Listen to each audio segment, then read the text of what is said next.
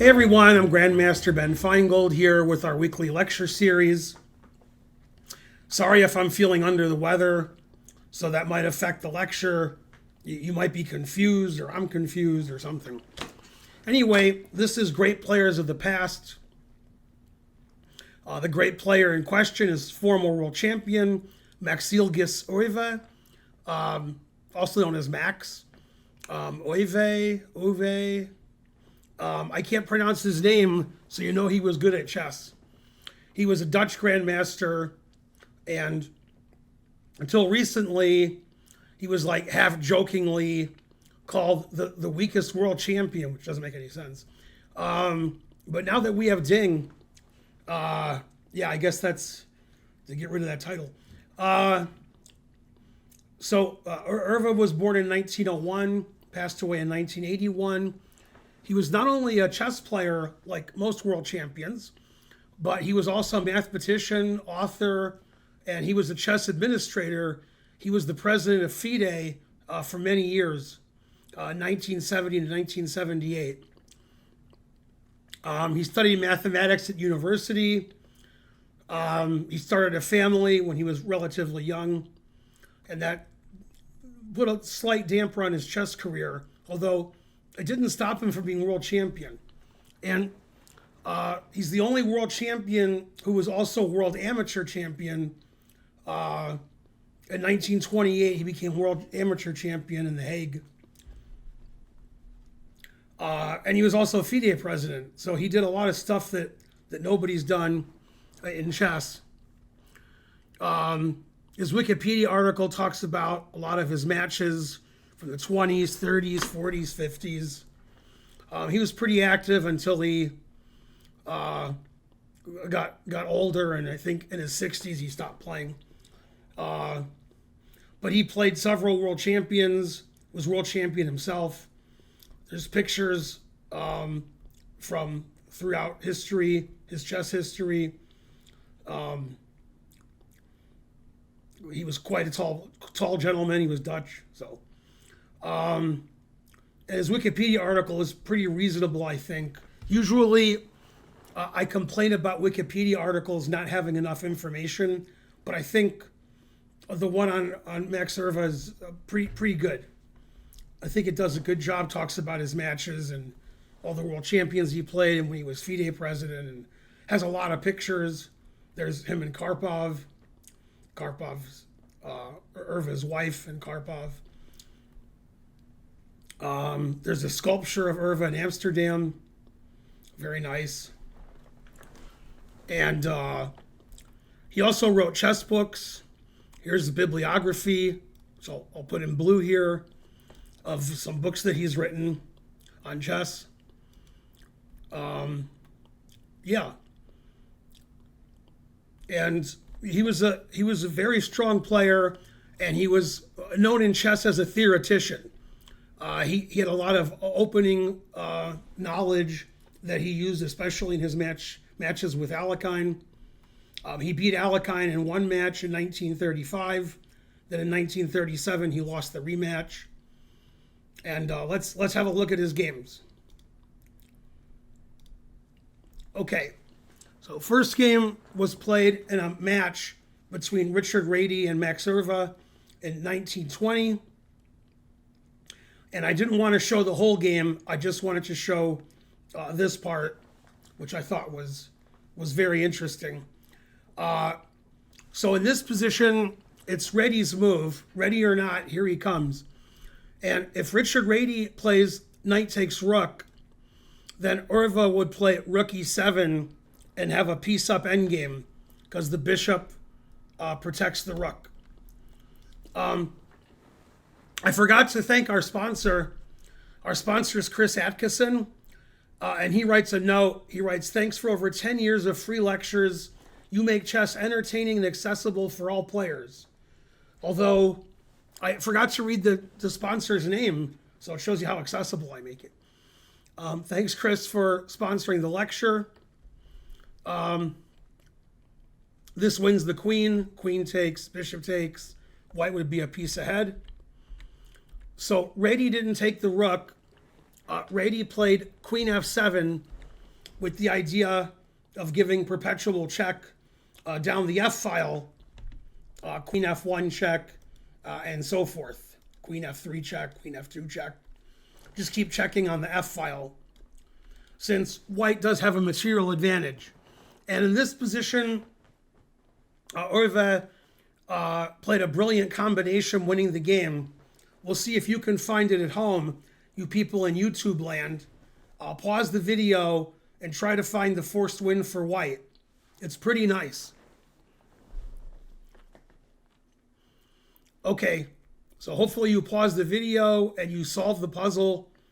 Euwe played rook e7 check, skewering. Wait, is that a skewer? No, that's a fork. Forking the king and queen. I told you I was sick. Forking the king and queen. If queen takes rook, then bishop takes queen, obviously, frankly. So Reti played knight takes e7, the other legal move, rook d7 check. And now, irrespective of whether black plays king a8 or king b8, white's going to play either bishop d6 check or knight b6 check, whichever one's check, and then play the other one, which is going to be mate. Reti played king a8 instead of resigning. Knight takes b6 check, king b8, bishop d6 checkmate. The other checkmate would be if black played king b8 instead, bishop check, and then knight takes b6 mate. Also mate. So Reti decided to play king a8 for some reason, and they got mated this way. So a brilliant finish from Euwe. And this is why, when people were paired with Max, they didn't know who they were playing. They look at the pairing sheet, and it would say Max Euwe, and they would say Euwe. They couldn't believe the tough pairing that they had. And that's because of this brilliant checkmating finish, which the former world champions did on many occasions. The jokes aren't as good when I'm sick. Okay, the next game is from a match played between Max Euwe and Geza Maroczy. Wonder if Korchnoi was the arbiter. This was played 1921 and 1922. Our hero's white. He plays white in a French defense. They played the McCutcheon variation, which is pretty rare nowadays. Normally in this position, black plays bishop e7, and more games than not, white plays e5 now in the French. So bishop g5 is a little rare now. Bishop b4, the McCutcheon, is also rare. But this was pretty common in the 1920s. e5, black has to play h6. If white plays bishop h4, black would play g5. So Euwe played bishop d2, which is the main move. Bishop takes c3. This is all theory. This is still theory. Queen g4. Some people play king f8 and some play g6. I think in the 1920s, g6 was more common. Put it in h4, c5, bishop d3, knight takes, king takes. This is all mainline theory in the 1920s. Queen a5, rook h3. Still, and I have another game from Euwe, which I'm not showing, which also had this position. So this must have been like a known theoretical position in the 1920s. C takes d4, and now bishop takes g6. The point of rook h3, defending the c pawn against queen takes c3 check. Now, in this position, Maroczy played queen c7. If you play rook g8, for example, I can take and play rook f3 check, and you can't save your rook. So white would win. And if you take the bishop, you're just going to lose your rook in the corner. Doesn't matter where the king goes. queen's going to check somewhere and win the rook in the corner. Or black could get mated if he wants and save his rook. But at least he didn't lose his rook.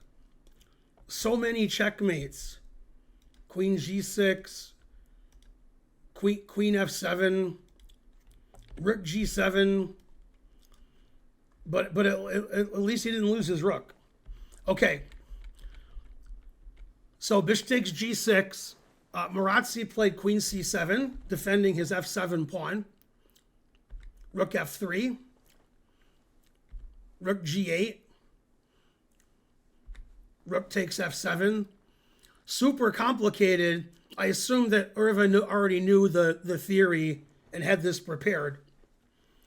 Queen takes c3 check. King e2. d3 check. Takes. Queen takes check. King f3. White doesn't want to put the king on the back rank because then queen takes rook would be check. Rook f8. Now white plays rook f5, discovered check, confusing the audience. In this position, if black played king d7, if black plays king e7 to save his rook, then white has queen b4 check, and you don't get to save your rook. So king d7, rook takes, and in this position white's up a rook, although the rook on a1 is hanging. So queen takes.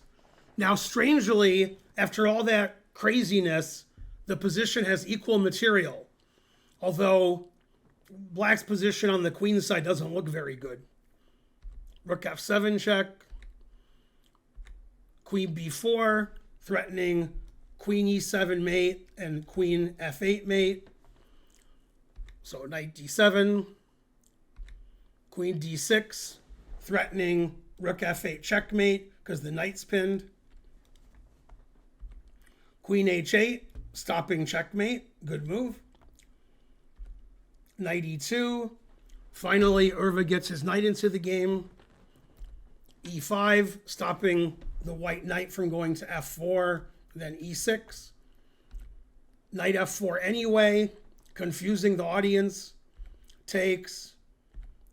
Bishop f5, threatening checkmate on d7. Queen e8, the only move, I think, to defend d7. Bishop takes. And now, if you play queen takes, bishop check, wins the queen. Now notice, this position, white played knight f4, sacrificing his knight. And you guys are like, why did he do that? Well, then in the following position, the f file is closed and queen takes rook isn't check. For example, if I play bishop f5 now, and then bishop takes, queen takes is check.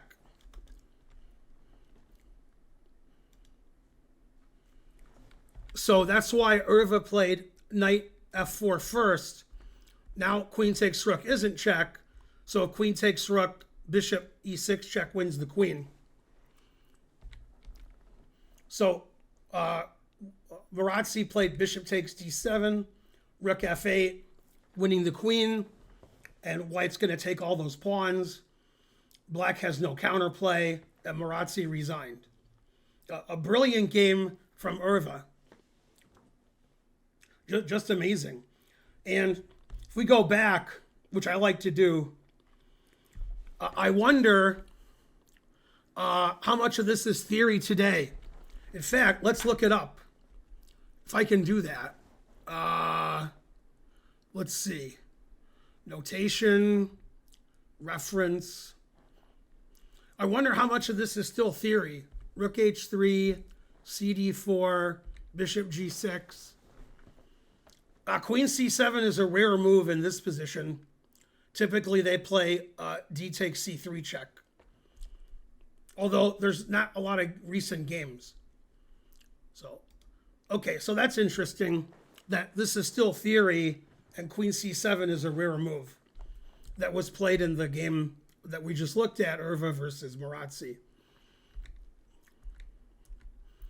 Very complicated, and I guess computers would have a field day with this now.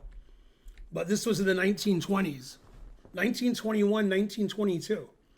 And it was the latest theory then. Okay. Next game, Euwe is white against Edgar Colle. You may have heard of him from the Colle opening, which is for white. Colle's black this game. This was a match they played in 1924. Euwe has white, of course. They played a symmetrical English. And you'll notice world champions throughout the years played basically every opening. And you can't just say like, well, I'm playing this guy. He's going to play this on move 1 and this on move 2. You got to be a little more crafty and not have your opponent know exactly what you're going to do. Previous game, Euwe played white in a McCutcheon French. Now he's playing white in a symmetrical English. So you don't know what you're going to get.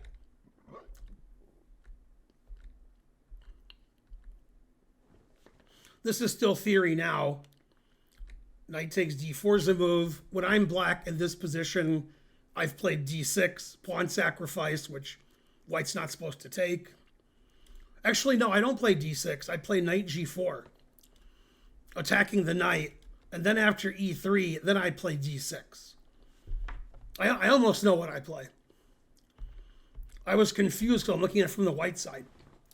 So knight takes knight is also a book move. And this was 1924. So who knows what theory was then. Queen h4. White plays for the initiative on the king side. Black prepares for bishop h6 by playing bishop h8. That's why he moved his rook from f8 to e8, so the rook wouldn't be attacked. h3, stopping knight g4. Queen b6, attacking the b pawn. b3.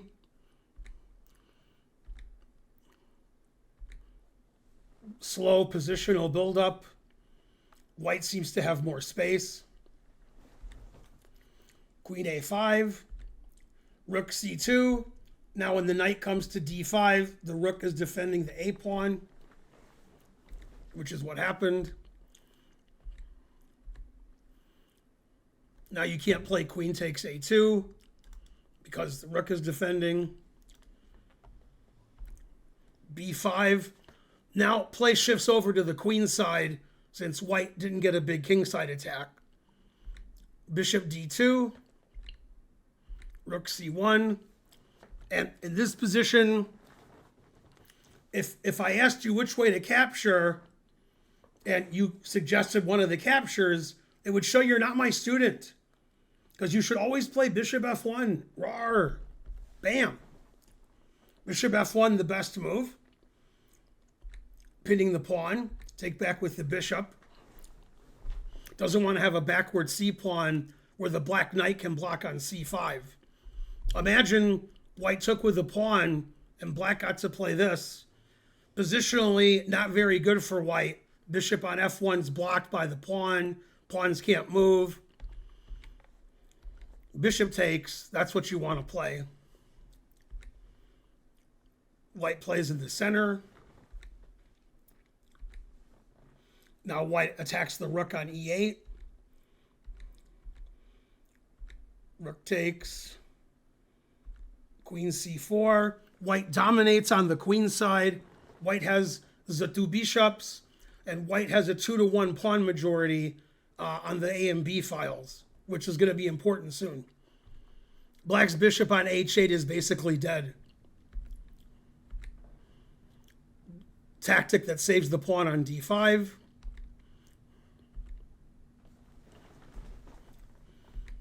And black is getting smushed on the queen side. Bishop f6, a5, knight a8, a6, and now white's threatening queen b7, which wins the a pawn, and eventually white will promote his a pawn. Black has no counterplay, so Colle didn't feel like Colle in this position. He felt more melancholy. So I guess the position went to the dogs. So in this position, Colle resigned because he can't save his A pawn, and White's going to make a queen over on the A file.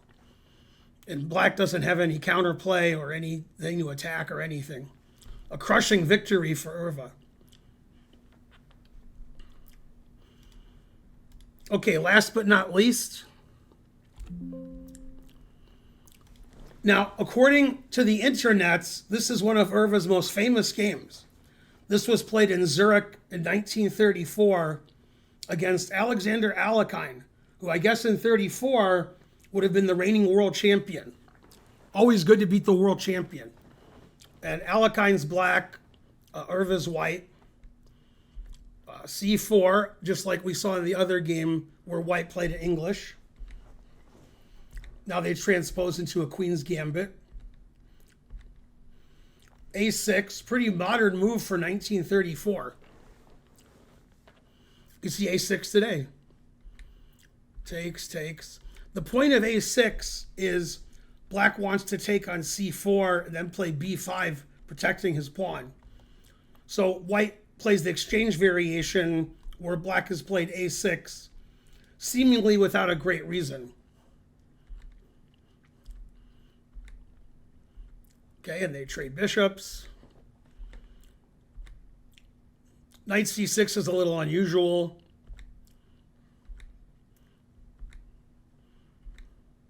That's the point of Knight C6. Alekhine wants to play Knight E7 and either trade bishops or play Knight G6, try to get a kingside attack. Queen C2, stopping the bishop trade. B6, slightly weakening of the queen side. I don't like it so much. B4. Alekhine's bishop, not great on B7.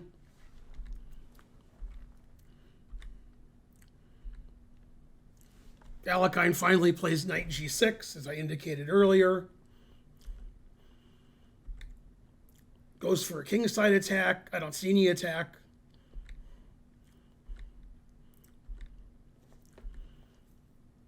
White plays on the queen side. Messes up Black's pawns. Gives him a bad pawn structure. White tries to trade queens. Go into the endgame with Black's terrible bishop on B7. Alekhine refuses. Plays Queen D7. Wants to get an attack later with his queen and knights on the king side. Good luck. Now Euwe realizes he can't push forward on the queen side anymore, so now he has to play in the center.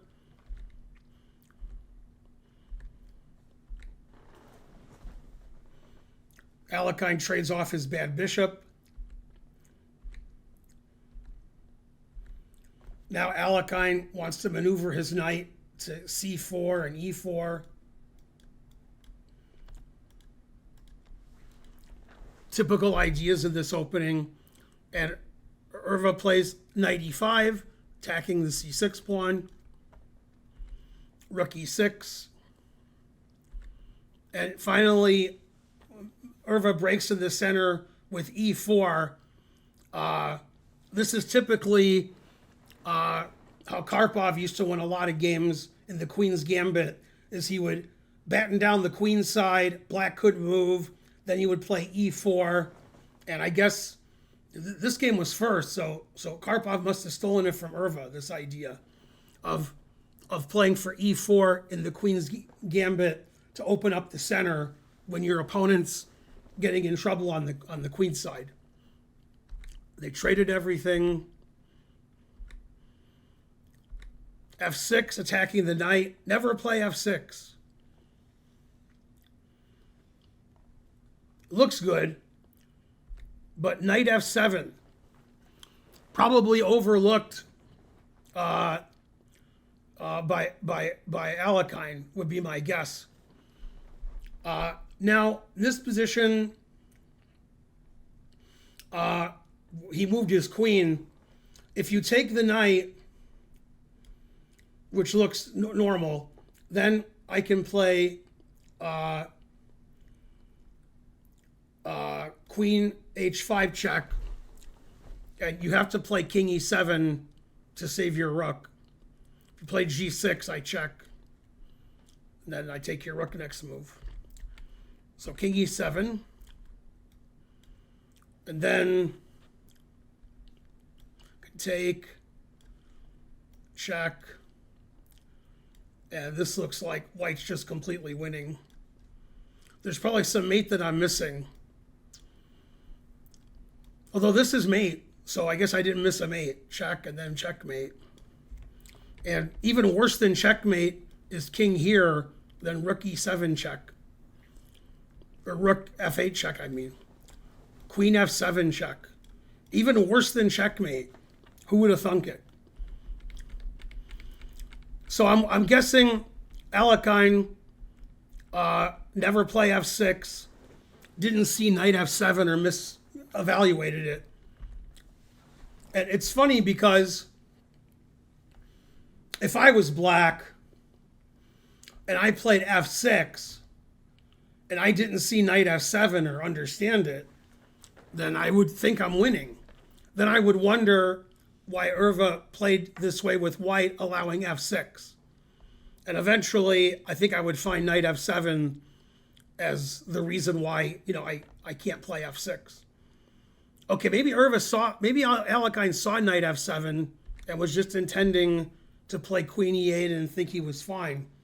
But unfortunately for black, now we trade and the knight picks up the c6 pawn. And then white just has a technical exercise.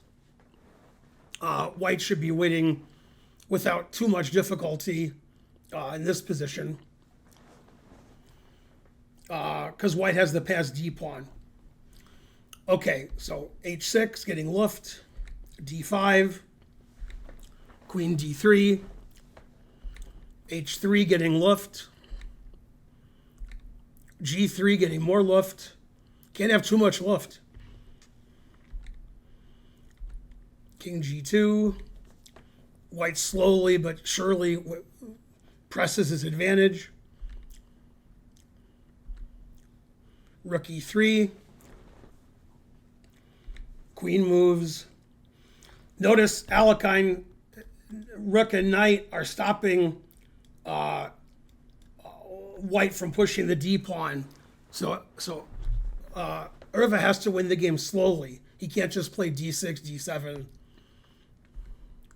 Rook e8. Tries to trade queens and go into the endgame. Alekhine refuses. Check, forcing the trade of queens.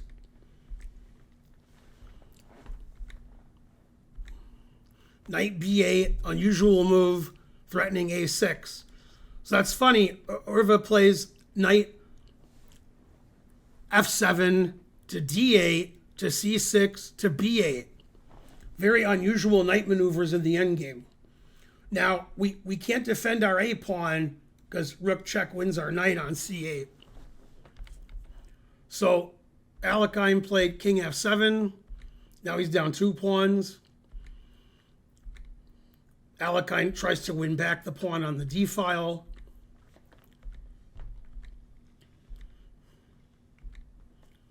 Then he plays knight e4. Obviously, the king and pawn ending is an easy win. So Alekhine didn't play king e6, for example. This would be very easy win for white. White moves the king up, and black has to babysit this pawn. And then white can win by moving the king this way or this way. Either way wins. So Alekhine played knight b7. Okay, now this position, if I was white, I would probably play rook takes b5. But that's why I wasn't the world champion. Euwe played a much cuter way to victory in this position. So pause the video and I'm not asking you to find the best move, but find the cutest move. Although the engine might say it's the best move, I don't know. But definitely the cutest. Okay, so you paused your video. Did you find the cute move A6? Again, I know he played A6. I know A6 wins, and I'd still play Rook takes B5. That's the kind of guy that I am. In fact, surprised Alekhine didn't resign here, because after knight B7, Rook takes B5. What's there to play for? Okay, but A6. So the idea is, he played King E6.